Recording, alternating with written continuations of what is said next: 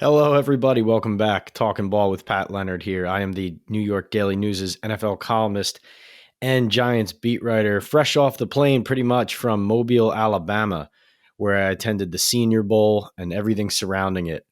The restaurants, the late night bars, the early morning interviews, and the afternoon practices had a lot coming out of there I wanted to share with you. I wanted to dedicate this podcast specifically to mostly a preview of the Super Bowl week and getting into what we can learn from the Kansas City Chiefs and the Philadelphia Eagles when constructing a roster for next season in 2023, not just for the Giants, but for all NFL teams in general. It is a copycat league, and there's a reason for that because as the league evolves, when teams succeed, everybody wants to take a closer look at the research behind why did they get there? Why did they win? Why did they come out of the NFC and AFC? And is there something we can replicate in our own organization? Before that, I want to share with you some insights from Mobile. It was a great opportunity to go down there at the University of South Alabama and see these players up close and personal. Now, I'm not Dave Gettleman making a judgment off of 3 drives or 3 practices that a player had, but there are guys who stood out to me when I look at different positions, especially where the Giants were looking, who I'm going to keep an eye on throughout the offseason. And I wanted to share with you. And this isn't just for the Giants. You know, a showcase like this, when a guy stands out, obviously on the draft board, the Giants have 9 picks, but every team seeing the same thing. They'll come to different evaluations. They get to meet all these guys in person.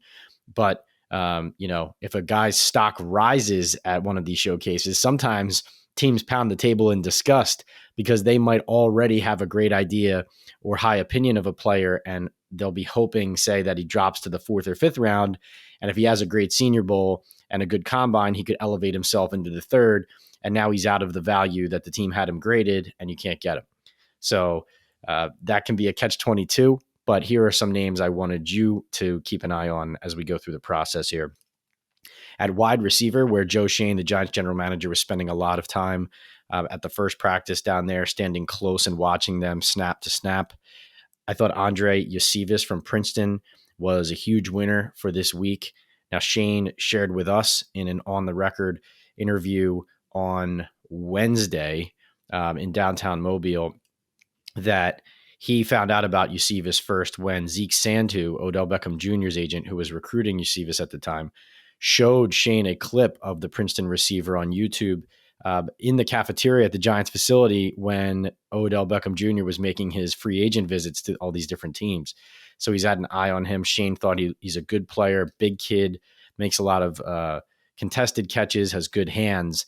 And so I think that's a guy who I'm looking to possibly rise into the late 3rd area. The Giants have 2 late 3rd round picks.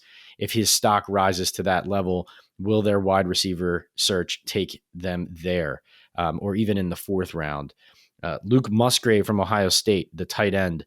Now, when you talk to scouts and people around the league during the week, they felt that if you're looking for a pass catcher at the Senior Bowl this year, a stud, a guy who has the highest ceiling, he was the name who kept coming back. Now, he only played 2 games last year for the Beavers due to injury, but you can see why people are so intrigued by him as a prospect.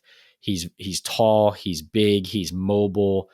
I will say that in a couple one-on-ones with linebackers, he wasn't exactly dusting guys, but he also was making people look silly at times on his routes as well. Looks like more like a receiver than a blocker. When I compare him to, let's say, Daniel Bellinger, who the Giants drafted out of San Diego State, he runs better than Bellinger and he's more of a receiver type, but he's not as strong or obviously, let's say, put together as a blocker as Bellinger. Now, he can block, but I'm just saying when you profile him physically, that's kind of where he comes back. But no doubt Musgrave is going to be a name to look at for high up in the draft. I mean, he's 6'5", 255 pounds. So very interesting prospect there. And of course, as we know, now when you go for a top receiver, you don't just need a wide receiver. It could be a tight end. Look at Travis Kelce with the Chiefs.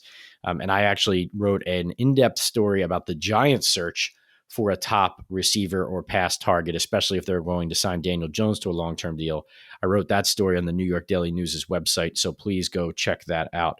Another receiver, Xavier Hutchinson from Iowa State. It's so funny how these guys, they're kind of under the radar, so to speak, when people aren't talking about a player as like a top 5, top 10 guy. But he led the Big 12 in receptions 3 straight years, including 107 this past season. That was a school record. No player had ever had even 100 catches for the Cyclones. So Hutchinson, just like Eusebius, when I talked to him, really respectful, humble, but confident, and just a really sharp route runner. Like I thought out there, he was giving corners a lot of trouble. And he actually said to me, he thought he was rusty and could have done better because he hasn't played football in a while. So always room for improvement. The Giants always say smart, tough, dependable, the players they're looking for example, here in New York. And I looked at him as I was interviewing him and then out on the field, and he strikes me as a guy who has talent and also has the demeanor and makeup that a team like the Giants would be looking for. Moving over to corner, another premium position, Julius Brents from Kansas State. This kid is not going to last on the draft board long. I mean, he looks like he will just blacken out the sky when a pass is coming in your direction. He is so long, so much length, so much height. Let me get to his exact measurements here. He is 6'3", 202, but an incredible wingspan, and also good enough in coverage where it didn't look to me when I was watching him like he just relies on his size. It wasn't lazy with his footwork. I'm not an NFL scout, but I watch enough football where I can look at a guy and say, okay, I see the body types that teams really love. Guys like James Bradbury, Sauce Gardner, these players who can run and whose length and instincts give them a leg up on the receivers that they are guarding on a down-to-down basis. And Julius Brent strikes me as a player who you're going to start hearing his name a lot more. And by April, you're going to get sick of it. And you're going to say, why didn't I hear about him more in January or in December? Well, you're hearing about him now. Big 12 corner. Interesting. Tyreek Stevenson from Miami. So Hutchinson told me that he thought Stevenson, just from their first practice from the Hurricanes, was the most challenging corner to go against. He said he was really physical right off the line, and he was giving receivers some problems getting into their routes in the first place. And I think coming out of the Senior Bowl, now again, this is just seniors, but coming out of the Senior Bowl, he was a player that everybody going in thought was going to be one of the top players, and everybody coming out is going to feel that way as well at a position where every team always has a need, some more than others. And then Riley Moss from Iowa, Caucasian cornerback from the Hawkeyes, but impressed teams with his competitiveness, his skill level, and in some of the interviews. So a player to watch there. And then 2 at random positions who just stood out to me right off the bat. DeMarvion Overshawn from Texas, linebacker. Boy, this kid, he looks like he could run forever. He looked like maybe the most athletic person on the field on either side of the ball.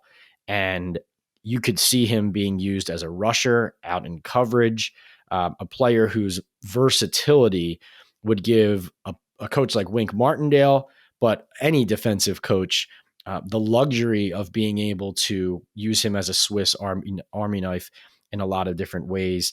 I think of him as, a player who, if you had that NASCAR package, like you could have him on the field, and then just by realigning your personnel and not necessarily substituting, you could get 3 pass rushers down on the line or 4 quickly and more easily with a guy like Overshawn on the field who can also drop and looks like he can run side to side as well. I'll be interested to see how, again, another Big 12 player, be interested to see how people think he fits in different defensive schemes as we get into the combine and the conversation ramps up, and then how, his strength will translate and his instincts will translate to the NFL game. But really looks to me like he looks the part. And then another player who looks the part, no doubt about it, DeJuan Jones, the right tackle from Ohio State. I believe after the first practice, he did not practice the second day. There was an injury question there. But, you look at him from 200 yards away and he stands out more than anybody else. One of those players who he's so large that when you see how fit and athletic his lower body is, it almost makes no sense. You just haven't seen a human like that before. Evan Neal, the Giants' right tackle, is one of those guys who such a physical specimen. You feel like I'm probably never going to meet anybody like this again. But Neal is big all the way down. Like if you saw him walking down the street and you only saw his lower leg, you would know you were about to see a guy who looks like he's 7 feet tall. But Jones almost looks like a basketball player on his lower body, and then like a complete monster left or right tackle up top. So a fascinating player there. If he's healthy, I think, obviously Paris Johnson, the left tackle from the Buckeyes, getting a ton of attention as well. But Ohio State's going to have a lot of players drafted for good reason. And this is a kid to watch as well. I think Antoine Staley from the Daily News had mentioned that he would be a great fit for the Jets and somebody they're keeping an eye on. And now I want to tell you guys all about, as always, Bet Online. Bet Online remains your number one source for all your sports betting this season. Everything from NFL playoffs to pro and college basketball, UFC, MMA, and more. You'll always find the latest odds, team matchup info, player news, and game trends at Bet Online. With live betting options, free contests, and live scores for almost any sport or game imaginable. Bet Online is truly the fastest and easiest way to bet all your favorite leagues and events. Head to the website today or use your mobile device to join and receive your 50% welcome bonus with your first deposit. Make sure to use promo code BELIEVE, that's all caps BLEAV, to receive your rewards. BetOnline.ag, where the game starts. And before I get into the Chiefs and Eagles, I want to tell you a little bit about some of the information I gleaned from that on the record interview we had with Joe Schoen down in Mobile, Alabama, and some of my takeaways or my analysis from the limited general amount of things that Schoen did say. And what I would say is there's three main takeaways I have on the Giants right now. Now, you can go to the Daily News website, and I have been unloading information, numbers, contract negotiation analyses, and there will be more coming in the Sunday Daily News tidbits that I gathered throughout the week, talking to sources in the league. But I wanted to hit on three headers, Giants related, coming out of the Senior Bowl. Number one, Daniel Jones. Negotiations haven't started yet. Joe Schoen's overriding message, it felt like, was, listen, yes, we have some cap space, but regarding Saquon Barkley, regarding Daniel Jones, regarding all of these free agents, he wants to be able to continue to build the team.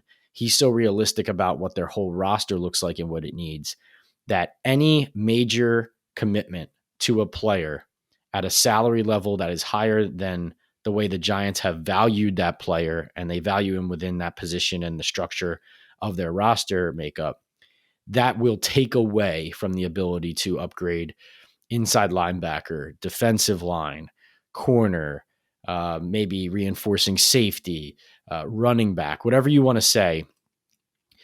The commitments to Daniel Jones and Saquon Barkley, clearly the negotiations will come down to trying to reward the player, but also doing it in the context of, we want something left over to continue to build.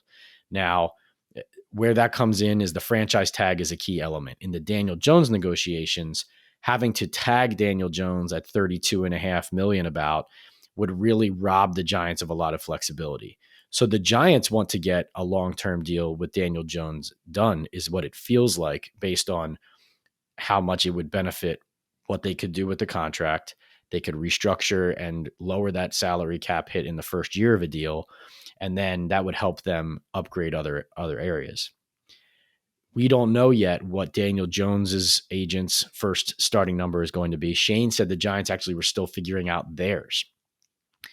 It had the feel of a negotiation that I think is going to, I think Giants fans saw us reporting this down in Mobile, that it hadn't started yet, and felt like that was a bad sign. I don't view it that way. I think that these negotiations are going to start in good faith. The question is just, how far is the initial number? So we don't know their numbers, but hypothetically, if Daniel Jones's camp wants 40, and Joe Schoen is looking more like, well, no, let's give you a 5-year commitment, but let's make the number something closer to that franchise tag number, like 33 a year, and then we can lower the first year cap, like 40 and 33, that would be a dramatic difference, right? Now, there's an obvious middle ground. Of course, my sources, especially one particular ex-GM, had told me a couple weeks ago that 35 to 38 million a year is probably the range that Daniel Jones's contract ends up in. So that's the middle ground for that negotiation. The question is whether does Jones just rest on playing on that franchise tag if the gap exists between the two sides right off the bat? I'm not particularly worried at this juncture about Daniel Jones. I think that Jones will understand that continuity in a system, in an offense with a coaching staff that got the most out of him, is a good thing for him.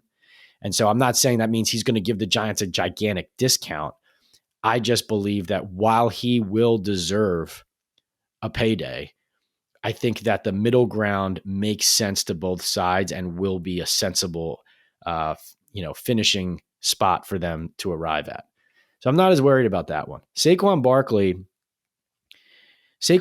is an interesting one because now we know that at the bye week when the Giants negotiated, as I dropped my cell phone, maybe that was somebody calling with some news, who knows? Saquon Barkley turned down a multi-year contract offer at 12 to 12.5 million a year at the bye week. And when you're turning down a deal like that, you're looking at the only two contracts higher for running backs average per year are Christian McCaffrey at 16 and Alvin Kamara in the 14 range. And then there's a bunch of running backs in the 12 area, Nick Chubb, Dalvin Cook, Joe Mixon, Derrick Henry, etc. The running back tag, while it could help Daniel Jones with leverage, it would hurt Saquon Barkley here because the running back tag is only a 10 million range. And if the Giants already had 12 million turned down and Barkley's looking for 14, 15, 16 million a year, think of the gap between that number that Barkley's asking for and the 10 million of the tag. You can see why the Giants arrived at that middle ground in the 12.5 million. And it brings up an interesting question of, does Barkley really think the Giants are going to come anywhere near the number that he was asking for at the bye week? I'm just sitting here telling you right now, I think that there's a chance the Giants offer at the bye week was their best. That the most that they're going to do, that wouldn't surprise me. And looking at the roster composition that the Buffalo Bills have, where Joe Schoen came from, and looking at what the Giants are trying to build now, the fact that they're looking to pay Daniel Jones as a long-term answer at quarterback, I think they need resources to build up the team, but also the offense. And particularly, even though there were some really good performances this year, guys who stepped up, Richie James, Darius Slayton, Isaiah Hodgins, etc., they need to invest more at wide receiver. And so if they're putting a ton of eggs in the bucket of Daniel Jones and Saquon Barkley, how much is left to upgrade the pass catchers? And so I think, frankly, Joe Schoen's approach to the Saquon Barkley negotiation so far has been sound. And I think that if Saquon Barkley's position doesn't change, it wouldn't be crazy to envision him in a different uniform at some point. The Giants could tag him if they pay Daniel long-term and then have him under control. But we don't know the answer to whether would Saquon Barkley be willing to play on a tag or would he hold out? And then remember, if you tag a player, that doesn't lock you into employing him. You can still, up to, I believe, mid-July, trade that player who is on the tag, a tag and trade. So we don't know where that's going to go. As of this taping, we're a few days away probably from Schoen and Saquon Barkley's representatives doubling back and having another conversation. But contrary to the Daniel Jones situation where they didn't negotiate at the bye week, they didn't pick up the fifth-year option in the spring, they're still waiting to start. These Saquon Barkley negotiations have now happened twice, in the fall at the bye week, and Schoen revealed they had spoken right at the start of the Senior Bowl week as well. And we're still what we're talking about right now. So that has the feeling of a negotiation that isn't going to make meaningful movement anytime soon. but we can't predict the future. This is just where we see it right now. And then finally, this was not something that came out of the Joe Schoen interview, but just some Giants news that came out of the week that I was able to dig up is as the Indianapolis Colts near completion of their second round. And according to NFL Network, they are considering a third round of NFL interviews for their head coaching vacancy. I am told that Wink Martindale, the Giants defensive coordinator, is among the front runners for the job. And the Giants obviously don't want to lose Wink, but he's an excellent coach who's wanted a head coaching opportunity for a long time. And we will see where this goes, because I think these open positions, the Cardinals and the Colts, you want to wrap up these processes. You want to be thorough, but you want to wrap them up in time to give if it's a new GM or a new head coach or both, you want to give them time to get their offseason rolling, because we're already here. Senior Bowl, we're already in the thick of it. The combine is going to be right around the corner once the Super Bowl ends. You're going to get into free agency. You need to create that plan. So I think the Colts, Wink is definitely a front runner for the job as round 2 comes to an end. The question is, how much longer are the Colts going to take here? If they say, okay, Wink and you 3 other guys, we're going to narrow our interview process from our 8 or 9 second rounders to 4 or 5 or 3 third rounders. And then we're going to stagger those interviews through the next week. And then after the Super Bowl, we're going to cut, if it's taking that long, I don't know, frankly, talking to people in the league, how that's going to affect the candidate pool, because you'll have maybe some other guys interviewing for other jobs and taking other jobs possibly. A guy like Martindale as well with the Giants is knee deep down in Mobile at the Senior Bowl, helping them scout players and interview players for his defense and for the Giants team. And the Giants have to create and move forward with their own plans as well. So will the Giants step up to protect Martindale with the Colts having so much interest? Will the Colts hire Wink, which I think is possible? Will the fact that this process drags on more and more lead to candidates no longer being candidates, or will it negatively impact Jim Irsay's candidate pool, even though he clearly thinks that the longer it takes, the more thorough it looks? And will they just do all of this for show and hire Jeff Saturday? That's always a question. But no, I would not be reporting. This is just to be serious. I wouldn't be reporting that Wink Martindale was a front runner for the job if there wasn't a significant possibility he could get it. But we will see where that goes. And now step over to the Super Bowl. And just so you guys know, we're about 23 minutes into this. We're going to run a few more minutes here and trying something new here at Talking Ball, where we've been doing one episode a week. And I think what I'm going to try to do is break it up into 2 episodes, let's say a week, where maybe I do 20 to 30 minute episode at the start of a week. And, I give you maybe immediate takeaways from the previous weekend. We go over some key storylines. I give you some news and some tidbits. And then we come back later in the week, hopefully with a second episode that's 20 or 30 minutes where we have our guests. So it ends up being the same format, but maybe break it up a little bit so we have a little bit more content spread out throughout the week. And then also, can bring you the betting lines. We can bring you our special guests, and we can bring you our analysis, and we can do it at different parts of the week, so we can stay engaged with you here on Believe.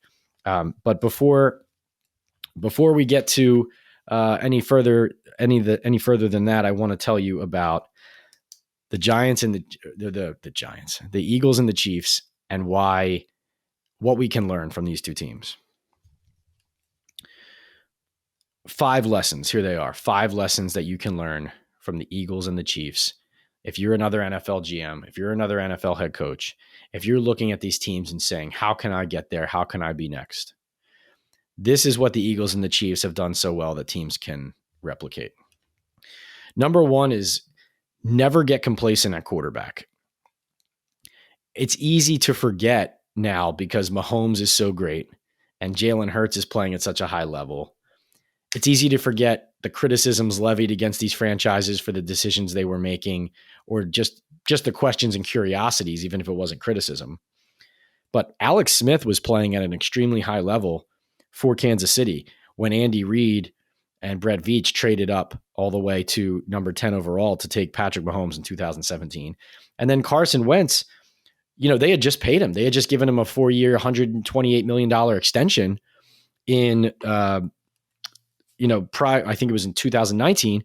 And then in 2020, Howie Roseman drafts Jalen Hurts, 53rd overall in the second round.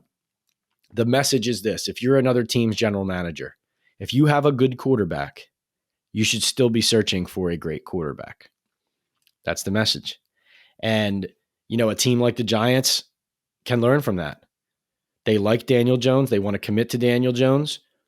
But if a player does not prove to you year in and year out that he can ascend to that great level with the Joe Burrows and the, Patrick Mahomes and where Jalen Hurts is this year, and that other players have the potential to get to, the Josh Allens, the Justin Herberts, et cetera. If your quarterback isn't that, you should always be searching. So you should always be reevaluating. So you have some teams like the New York Jets who are desperate for a quarterback and know that they need just a good one. They don't even have a good one. But then you have a team like the Giants who has a good one, but that doesn't mean you don't continue to evaluate Daniel Jones even if you pay him. Because as the Chiefs and the Eagles have shown, good is good. Great is what gets you here and what wins you Super Bowls, championships, divisions, conferences. So that's number one. Number two is it starts and finishes with the lines. Upgrade and reinforce your offensive and defensive lines. The Eagles are here because their offensive and defensive lines are both arguably the best in football. And they've done it in different ways. I mean, they drafted Landon Dickerson. They drafted Jason Kelce way back when. They drafted Lane Johnson. They drafted Isaac Seumalo. They drafted Jordan Mailata. And think about Mailata, how unique of a situation that is. I mean, you had the Giants with Roy Mbedeka signing him in the International Development Program. Everybody's now trying to replicate what Howie Roseman and the Eagles did there, but will they be able to? That's another question. But all 5 starting offensive linemen for the Eagles being draft picks is really something else. And then think about this. The Eagles' pass rush was already strong going into this year. They already had good players. They already had established players, Fletcher Cox, Brandon Graham. But the fact that they not only went and signed Hassan Reddick in free agency, then they draft Jordan Davis out of Georgia on the interior. But then the fact that mid-season, Howie Roseman continued to dump assets into that space with Linval Joseph, with Ndamukong Suh, with the trade for Robert Quinn. And that one hasn't yielded the kind of results you want yet so far. But the point is, and this, think about it with the quarterback position and now with the defensive line.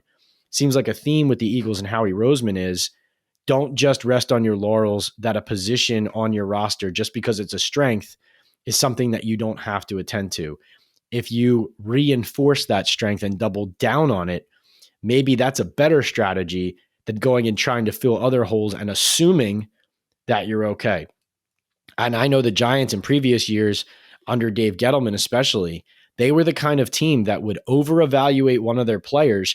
And let's just, I'm not saying physically do this, but literally like in their mind, they might say, well, we're okay at left guard, or we're okay at inside linebacker, or we don't need another corner or safety, or whatever it is. And you can't think like that, especially when you're a team that is also over-evaluating your players. All you're doing is eliminating options and opportunities. And so the Eagles have good thinking, strong leadership there. And then, for the Chiefs, I mean, they have a lot of rookies playing on defense, in the secondary included. They drafted George Karlaftis in the first round out of Purdue to help their pass rush, where Frank Clark and Carlos Dunlap have been free agent ads that have helped them in the last couple of years. And, the biggest thing with them, this is another frustration you talk about if you're a Giants fan, is, oh, how are we going to get the offensive line right? It's not going to happen overnight. So frustrating if you're a fan of an NFL team that has struggled to rebuild its line. And you watch the Kansas City Chiefs, not this year, but last year, they revamped their whole offensive line in one offseason. Obviously, Mahomes' mobility and ability to play out of structure and maneuver, that helps an offensive line. So it's not like they're perfect, but the fact that they were able to do, drafting Creed Humphrey and Trey Smith, signing or trading for Orlando Brown, signing Joe Thuney, their ability to revamp, reload, and go there's no question that is the reason they are back in the Super Bowl. Because if they weren't able to do that with all of Mahomes' greatness, losing Tyreek Hill, with all of Kelsey's greatness, you just can't win if you can't run the ball and protect your quarterback. And so that's a huge lesson to draw there. And I think, this isn't one of my numbered lessons that I thought of, but Steve Spagnuolo as the defensive coordinator and Andy Reid as the coach, they're just a terrific coaching staff. They're veterans. They know how to win a game. They know how to coach a specific game. And yes, they're going to be who they are, and they're not perfect. Reid with his management, Spags, obviously, kind of that he's looking for a negative play and willing to make them snap the ball again in order to get there. It has those creative pressures. But even if they're, let's say, predictable based on precedent and you can study film and know kind of what's coming, they treat each game differently. They're very smart. They are humble enough to not think they know everything. And, in the Eagles staff too, I think credit goes to Nick Sirianni, Jonathan Gannon, and Shane Steichen, especially like when you watch their blowout of the Giants in the divisional round of the playoffs. What stuck out to me was, having watched the Minnesota game and then watched the Eagles game, I know the Eagles have a better roster than the Vikings. I know that. It's not, I'm not questioning that. But the Eagles literally attacked all of the areas where the Giants were worst, or where there was the biggest gap between the Eagles and the Giants. Like, it was really smart game planning. Kevin O'Connell with the Vikings is throwing the ball on 3rd and short. The Eagles are running the ball until the Giants can stop it, and they can't. And, it's just one example, but, that is a smart coaching staff. The roster is fantastic, but that coaching staff has done a really good job as well. Number 3 is find a go-to receiver. Travis Kelce with the Chiefs. The Eagles, of course, had Devontae Smith. They pantsed the Giants in the draft to get him. But then, even with Smith and even with Hurts playing well, they are smart enough and opportunistic enough, have done their homework enough to then go and pounce on that A.J. Brown trade, which really, I think, has emerged. And I think people knew at the time it might be, but really has emerged as possibly the trade of the year. And so the Giants, as we've talked about, are looking for their own stud at wide receiver. But the Justin Jeffersons, the Devontae Adams, the Tyreek Hills, these guys are few and far between. So just saying go get one, it's not that easy, especially when a draft like this year is not loaded with guys who are just obvious plug and play stars. I don't think like Jamar Chase is in this draft, for example, but definitely something, even though teams can win without star number 1 receivers, but you need at least one pass catcher who not only forces the defense to game plan for them, but also allows your supporting cast players and receivers to then be who they are, instead of asking them to do more than is fair based on either their skill level or what they've been able to do in the past. Because you want to keep people healthy and you want to put them in the right spots. Number 4 is be careful about paying your running backs. Why pay a running back when the Chiefs, Isaiah Pacheco, Jerick McKinnon, and the Eagles, Miles Sanders and Kenny Gainwell, all together, those 4 running backs, their cap cost this year for those 2 teams combined is $4.3 million. And as we talked about, Saquon Barkley turned down $12 to $12.5 million a year in the fall. The way the Giants are trying to build, the way that the NFL is now as far as teams winning mostly through the pass and mobile quarterbacks, running game actually did come back a little bit this year. The teams with quarterback running abilities and stronger offensive lines were able to take advantage of these smaller defenses. So it's not just a passing league, but I think we've seen enough evidence, and I think this is an old argument by now, but you look at the Eagles running game, because of what Hurts gives you with his legs and his arm, and then because of their strength of their offensive line, their running backs are all still talented. It's not like these aren't bad players. These are very good players. Sanders, Gainwell, Boston Scott. But they can create a running game around players that aren't on mega contracts. Pacheco, out of Rutgers, a guy no one paid attention to in last year's draft. Look at what this guy does. He runs like every play is his last. Good coaching, of course, but again, rebuild offensive line. And Jerick McKinnon, used situationally, used as a pass catcher, used in the red zone. You can have a talented player on a reasonable contract who plays a significant role for you at that position. So should the Giants pay Barkley? You can answer that for yourself, but I think that is a good example of why it seems like Joe Schoen and the Giants have a different position than Barkley's people. And then finally, know who you are. You look around the league. Who knew who they were this season? I think the Eagles knew who they were. I think the Chiefs who knew they were. And that means, let's say you see a trade that could help your team. But, well, if I'm mortgaging assets right now for this player, can I win right now? Is that the right thing to do? Or is my team still in some sort of building mode? Acquisitions are great. Improving your roster is great. But you need to understand, where's the window? Is it time to go for it, or is it time to sit back? And then even in the Eagles case, even while they've been going for it, they've still been smartly reinforcing depth on the cheap or getting assets back in return. The way Howie Roseman acquired that New Orleans Saints first round pick. So now the Eagles are, I think it's their 10th overall pick that they own from New Orleans, going back to last year's draft when they had 3 firsts and only used 1. That is just smart management. But, the Dallas Cowboys